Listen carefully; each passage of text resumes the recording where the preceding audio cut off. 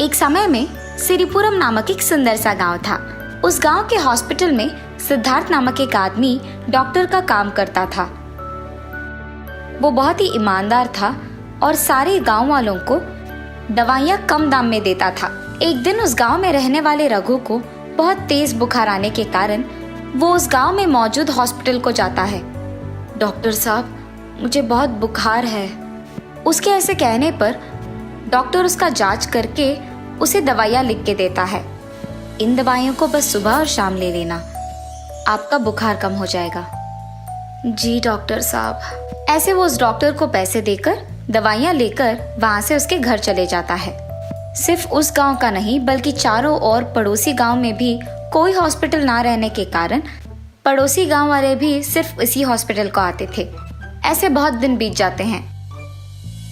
उसी गांव का प्रसाद नामक एक आदमी शहर में उसका पढ़ाई खत्म करके उसके गांव वापस आता है।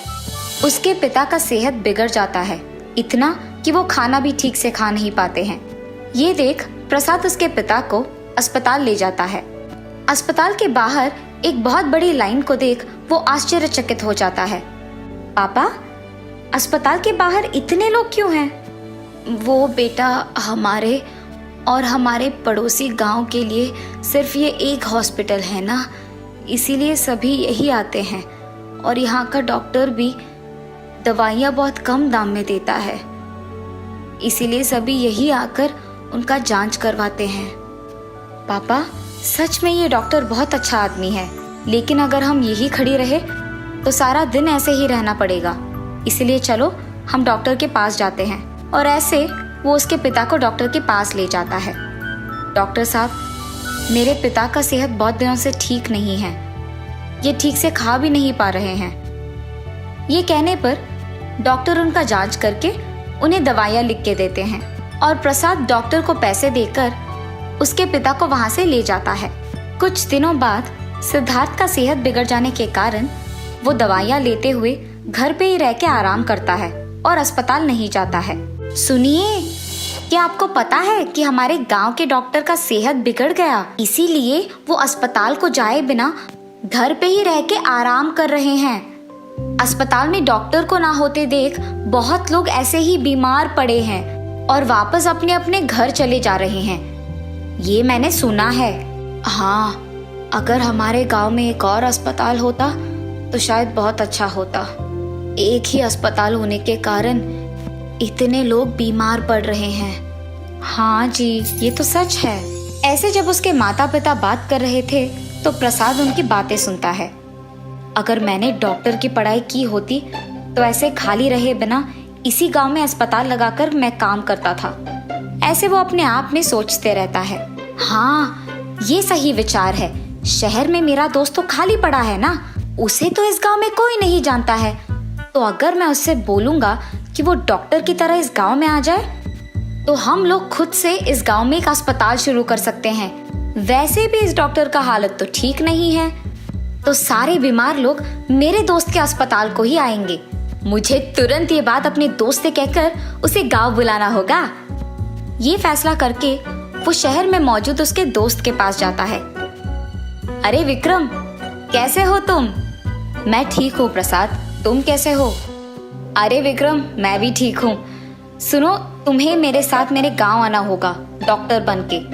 हम दोनों मिलकर गांव में एक अस्पताल लगाएंगे। ऐसे वो उसके दोस्त को गांव की स्थिति के बारे में बताता है। क्या? तो प्रसाद, तुम कह रहे हो कि बिना कोई डॉक्टर के पढ़ाई के मैं तुम्हारे गांव डॉक्टर बन के आऊं? अगर ऐसे हम एक अस्पताल लगाएंगे तो लोगों को धोखा देने वाले बन जाएंगे, और इतना ही नहीं, एक ना एक दिन तो उन्हें सच का पता चल ही जाएगा। तब क्या होगा? इसीलिए मुझे ये सब करने से बहुत डर लग रहा है। अरे विक्रम, तुम ज्यादा सोचो मत, डरने की कोई बात नहीं है। तुम्हारे साथ तो मैं भी रहूंगा ना। तुम डॉक्टर नहीं हो, ये बात सिवाय मुझको और किसी को नहीं पता होगा। और इतना ही नहीं, हम दोनों मिलकर अगर एक अस्पताल शुरू करेंगे तो सोचो कितने पैसे आएंगे।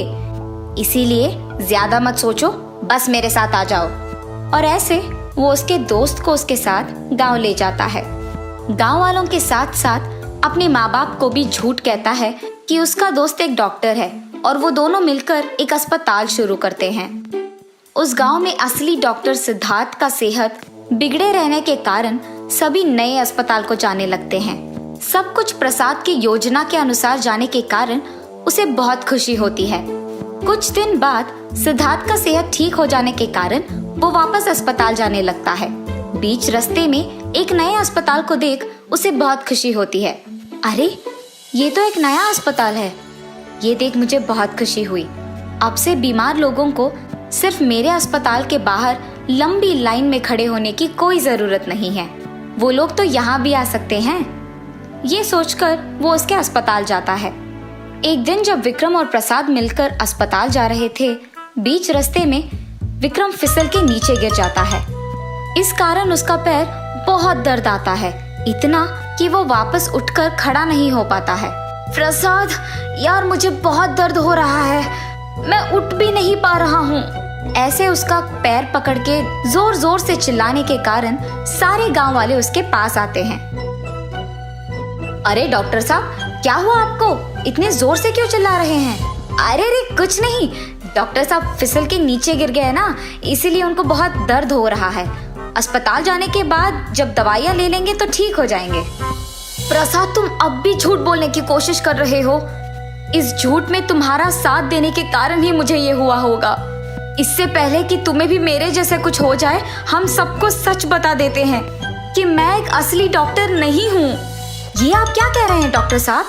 आप सचमुच एक डॉक्टर नहीं हैं? मुझे माफ कीजिए, मैं एक असली डॉक्टर नहीं हूँ। प्रसाद के कारण मैं डॉक्टर बनके ये गांव आया हूँ। कम से कम आप लोग मुझे माफ करके मुझे एक डॉक्टर के पास ले जाइए। मुझसे ये दर्द सहन नहीं हो पा रहा। ऐसे विक्रम दर्द में सबको सच सच बता देता है। मुझे अगर गांव वालों से बचना होगा तो सबके सामने विक्रम के साथ सच मान जाना होगा। मुझे माफ कीजिए, पैसों की लालच में मैंने ये सब किया है। इस नकली डॉक्टर के पास जाने के कारण ही अब तक मेरा सेहत ठीक नहीं हुआ है। हाँ, मेरा भी सेहत कुछ ठीक नहीं हुआ है। इसलिए हमें धोखा देने के कारण इनको हम माफ ही नहीं करेंगे। उसने डॉक्टर कहा और हमने मान लिया। बेवजह उस पर यकीन करना हमारा गलती था। अब जब उसने उसका गलती मान लिया तो उसे माफ करना ही श्रेष्ठ होगा। चलो इसे सिद्धार्थ के अस्पताल लेके जाते हैं। उस आदमी के ऐसे कहने पर गांव वाले सारे मान जाते हैं और विक्रम को सिद्धार्थ के अस्पताल लेके जाते हैं।